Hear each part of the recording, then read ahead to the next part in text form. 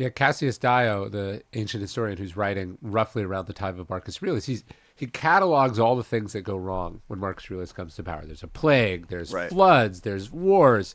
He goes, Marcus, all the personal struggles, bearing children, his marriage, his son. And he goes, Marcus Aurelius doesn't meet with the good fortune that he deserved. He says his whole reign is involved in a series of troubles.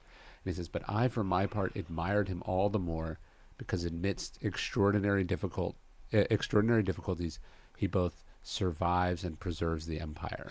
And you go, oh, Marcus Aurelius is Marcus Aurelius because everything went wrong. Under normal circumstances, under everything going right, without the suffering, without the pain, without the problems, he's just a regular guy. He's Tiberius or Antoninus or Hadrian. He's not just one of these guys who had extreme comfort. Yes, he's Right. not. And where does he go? How does his character break? What temptations does he fall prey to?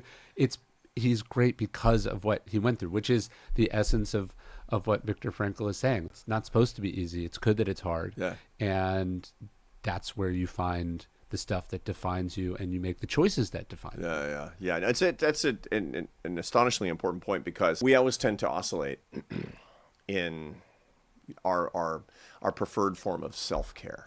Okay. Right. So if you go back to the 60s, by the way, your photographic memory of these quotes is astonishing to me. I have said this quote many, many times. That's all. Yeah, but reps are one thing. It's like, I mean, we're looking around in the books here. That's like your brain. Anyway, so you go back to the 60s, and the hippies would say, if it feels good, do it. Yeah. That is the best way to ruin your life. Yeah. That is why, because it profoundly misunderstands the difference between pleasure and enjoyment of life. Pleasure plus people plus memory equals enjoyment, which is a source of happiness. Yeah. And if you keep hitting the ventral tegmental area of the limbic system of your brain over and over and over again, you'll just be an addict. Nobody's ever said the secret to happiness, meth.